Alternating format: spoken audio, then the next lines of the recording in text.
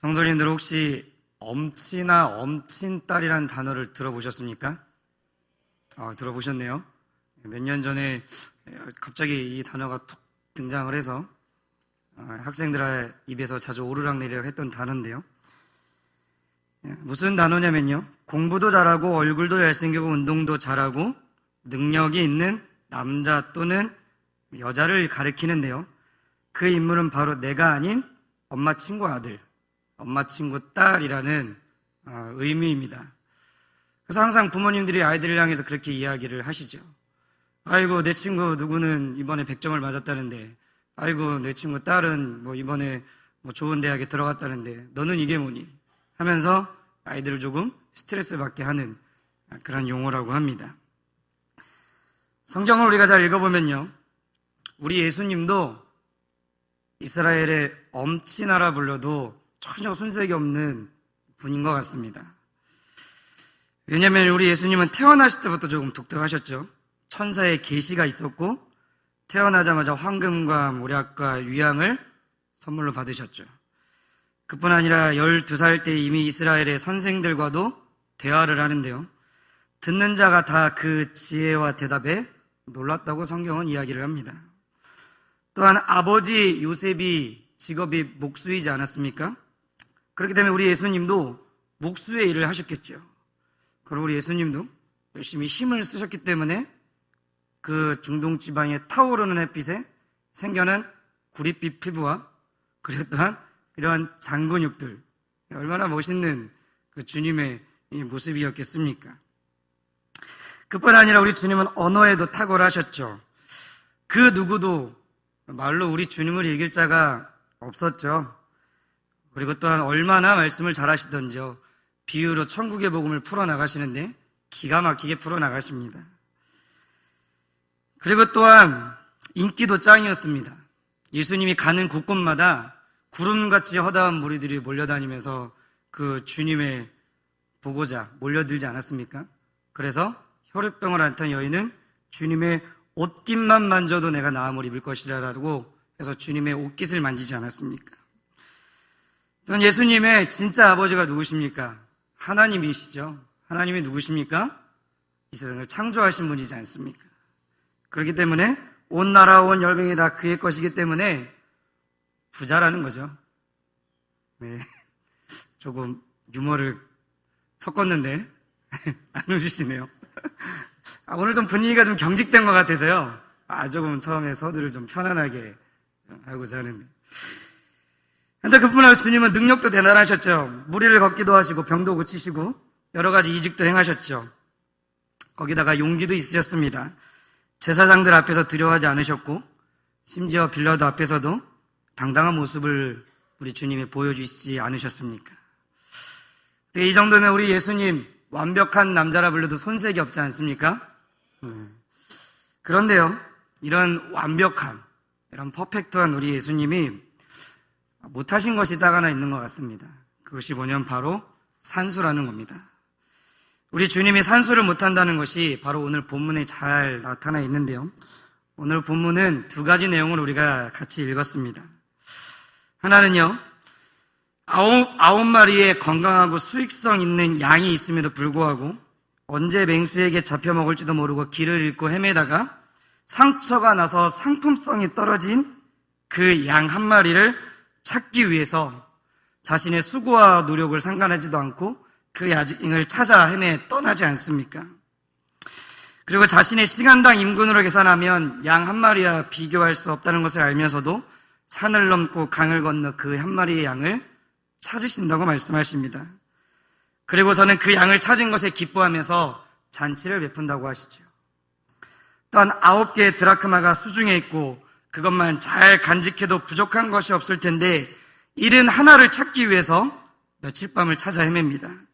그리고 그것을 찾고 나서는 너무 기뻐서 찾은 것보다 더 값싼 비용을 지불하면서 잔치를 벌이죠.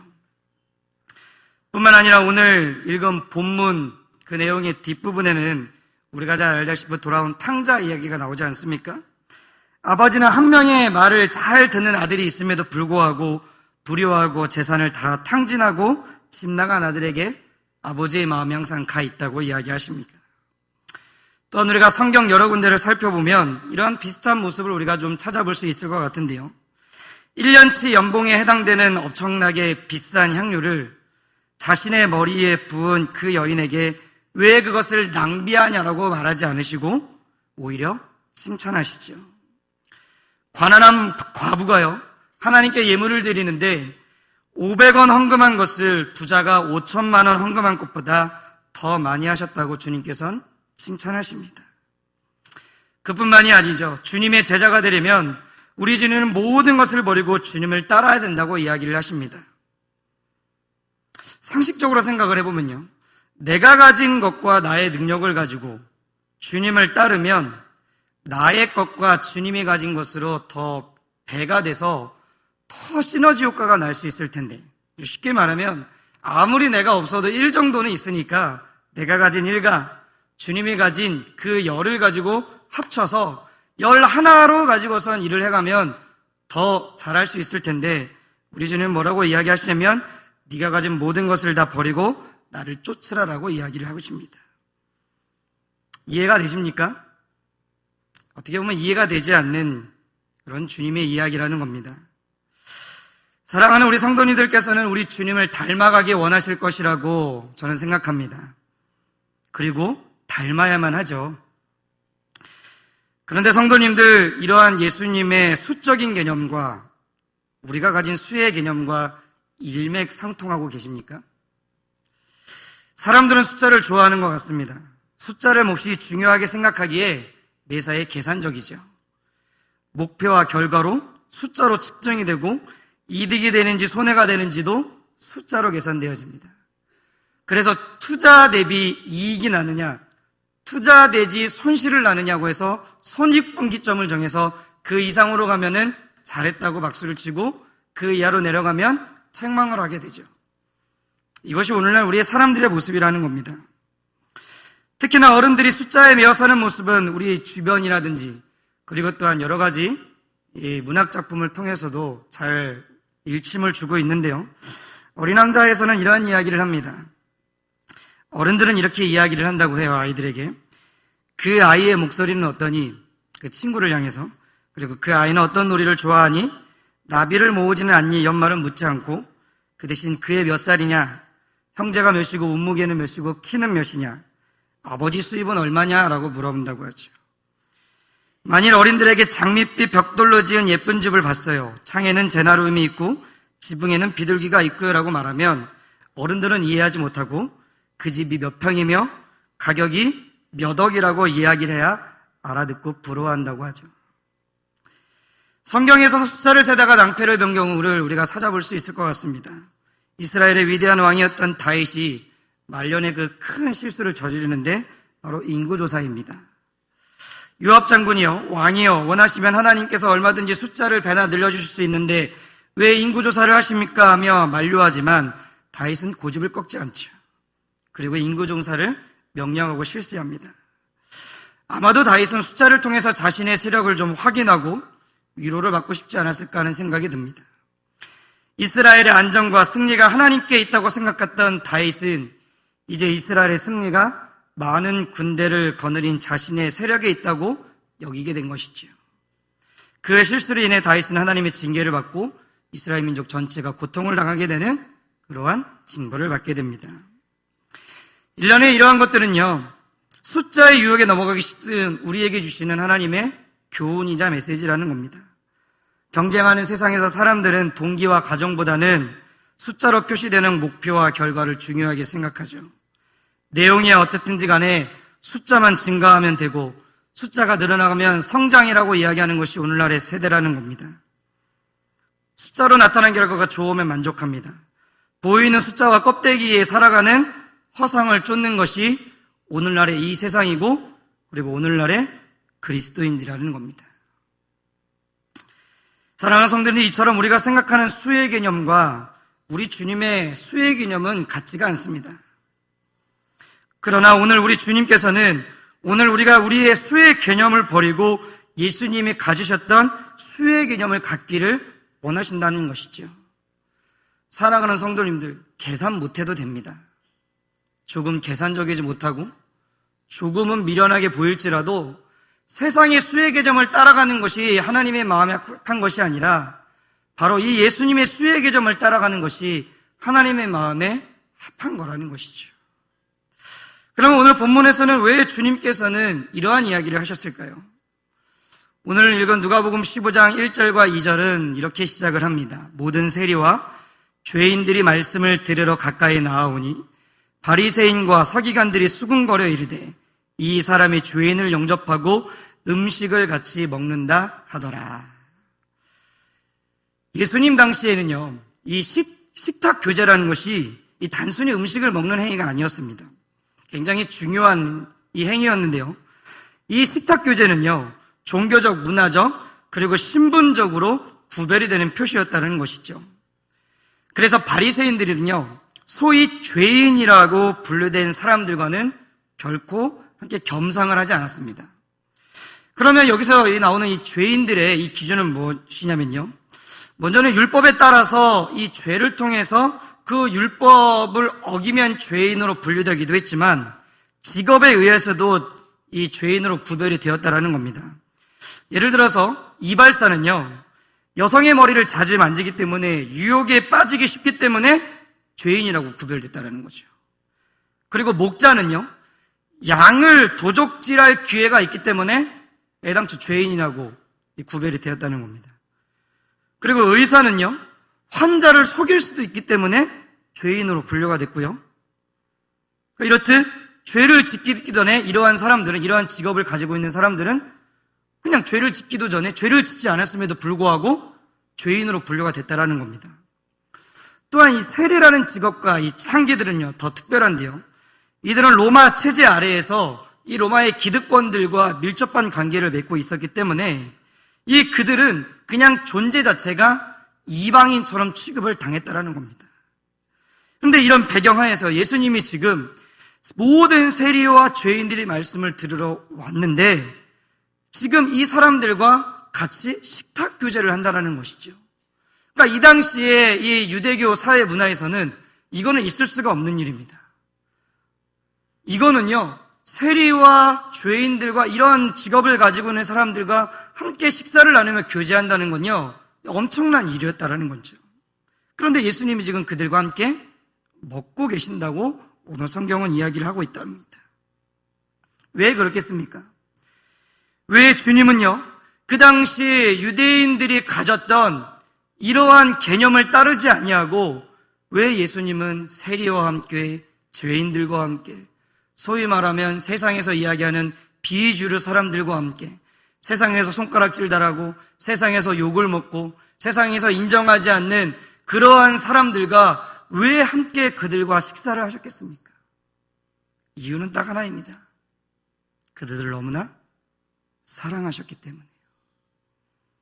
우리 주님은요, 좋은 직업을 가지고 있기 때문에, 돈이 많기 때문에, 사회적으로 위치가 있기 때문에, 아니면 어떠한 자격이 있기 때문에 그들과 밀접한 관계를 맺지 않으셨다라는 겁니다.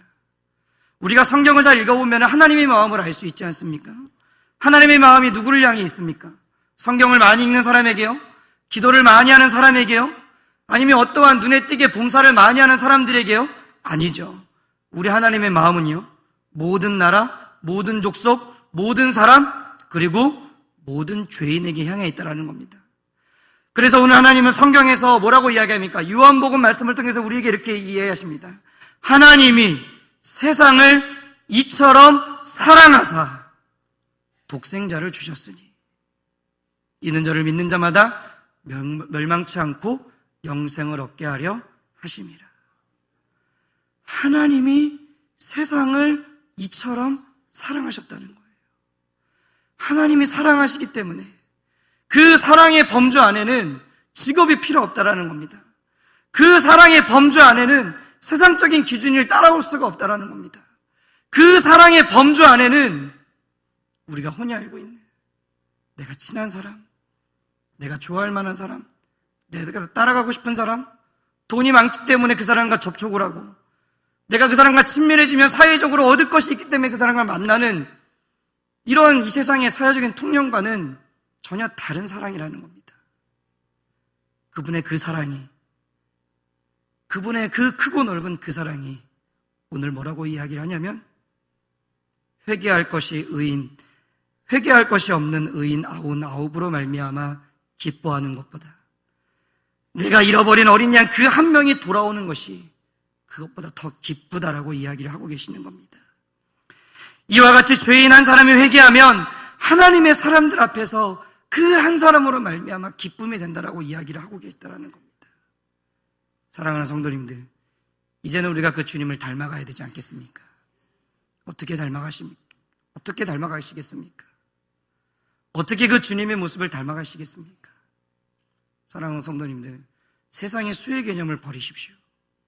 교회라는 곳은요, 굉장히 재밌는 곳이더라고요. 세상에서 사람들이 뭐라고 이야기하는 걸 제가 들었냐면요, 교회는요, 돈 내고 신앙생활 한다고 이야기를 하더라고요. 11조, 감사원금, 주정원금, 매주일 돈 내고 나가가지고 입장권 끊듯이 돈 내고 들어가서 돈 내고 예배드리고 그리고 나온다고 이야기를. 또 뭐라고 얘기하냐면 세상 사람이 이렇게 표현을 하는 거예요. 그렇게 돈을 내고도 또 돈을 낸대요. 무슨 행사 때마다, 무슨 일 있을 때마다. 또 뭐라고 이야기하냐면 그렇게 돈을 내고도 뭐까지 하면 이제 몸까지 바친대요. 밤이나 낮이나 주님의 몸된 교회를 위하여, 하나님 나라를 위해서, 영혼을 위해서 수고하고 애쓰는 사람들, 그분들이 성도님들이시지 않습니까? 그러니까 세상 사람들은 그것을 보면 이해가 안 되는 거예요. 왜냐하면 세상의 수의 개념과는 맞지 않거든요. 제가요, 자랑 조금만 하겠습니다. 제 자랑이 아니고요. 아무래도 저희 학생부가 지하세계에 있기 때문에 우리 성도님들이 지하세계에서 일어나는 일들을 잘 모르시는 것 같아요. 잠깐 조금. 오늘요, 저희가 친구 초청 잔치를 했습니다. 몇 명이 오든 중요하지 않죠. 왜냐하면 수의 개념이 중요하지 않기 때문에. 그런데 우리 아이들과 우리 선생님들이요, 이 친구 초청 잔치, 친구를 전도해서 그 영혼을 구원시키기 위해서 자신의 공부할 시간을 쪼개서 교회로 나와서 연습을 하더라고요. 밤 늦게까지 10시, 11시, 12시, 새벽이 넘어서까지 그것을 준비했습니다.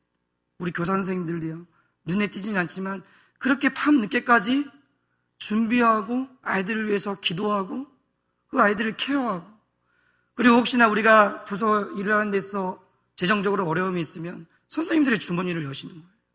그래서 아이들을 먹이고 재정적으로 돕고, 그 일을, 저는 이번에 그 행사를 준비하면서 그 일을 더 자세히 봤습니다. 어디가 자랑하고 싶더라고요, 우리 부서를요. 이것이 혹시나 어떤 분들에게는 걸림돌이 되면은 죄송합니다. 근데 이게 왜 그렇겠냐고요. 왜 우리 아이들이 공부할 시간을 쪼개고 학원 시간을 좀 쪼개고 자신의 공부 시간을 집에 왜 나갔겠냐고요. 왜 우리 교사들이 이런 데 빗대 없이 열심히 수고하고 했으면 아무도 알아주지도 않고, 그래 수고하셨군요, 자요 3시간 일했으니 3시간의 임금을 드리겠습니다, 이렇게 하지 않아도 왜 그렇게 헌신하겠느냐. 세상의 수의 개념을 갖고 있지 않기 때문이라는 거예요. 하나님의 수의 개념을 갖고 있기 때문에요, 그 임금을 받지 않아도, 누가 아무도 알아주지 않아도 그래도 그 우리 마음 가운데 기쁨이 넘치는 거예요. 왜요? 주님의 마음이 우리의 마음에 있기 때문이라는 것이죠. 한 명이라도 줬사오니, 하나님, 우리가 이렇게 열심히 수고하고 그렇게 물질로 헌신하고 몸으로 헌신하고 마음으로 헌신하고 그 헌신을 통해서 하나님, 이 한 명이 돌아온다면 하나님, 그걸로 우리는 괜찮을 것 같습니다. 이게 우리의 마음이고 그리고 성도님들의 마음이지 않습니까? 사랑하는 성도님들, 오늘은 우리가 선교 헌신 예배로 지금 예배를 드리고 있습니다. 그런데 이 선교라는 건요, 선교 위험에만 하는 그러한 헌신이 아니라는 겁니다. 오늘 우리 주님께서는 뭐라고 이야기하십니까? 땅끝까지 이르러 너희는 내 증인이 되라고 모든 사람에게 이야기하셨습니다. 그러면 여기 계신 모든 분들이 다 직접적으로나 간접적으로나 다 누구시냐면 선교위원들이시라는 겁니다. 그렇다고 한다면 사랑하는 성도님들, 복음을 위하여, 영혼을 위하여, 하나님 나라와 주님의 몸된 교회를 위해서 계산하지 마십시오. 계산하지 마시고요, 정말로 우리가 할 수 있는 최고의 가치인 그 예수님과 영혼을 위해서 여러분의 시간과 여러분의 몸과 여러분의 물질과 여러분이 가지고 있는 그 모든 것들을 심으십시오. 그것이 하나님이 원하시는 수의 개념이라는 겁니다. 이번에 저희가 이럴 때 계속 광고 나가고 있는데요, 필리핀으로 단기 선교를 가죠. 그런데 이 단기 선교도요, 자, 지원자를 받습니다. 100% 경비를 다 지원해 드리겠습니다. 가세요. 이게 아닙니다. 자비랑이라는 거죠. 돈을 내고 가는 거예요. 돈을 내고 여행을 가는 게 아니라 돈을 내고 영혼을 구원하러 가는 거예요. 왜요? 우리는 세상의 수혜 개념을 가지고 있지 않거든요. 우리는 세상의 계산법을 가지고 있는 게 아니라 우리는 하나님의 계산법을 가지고 있는 사람들이기 때문이라는 거죠.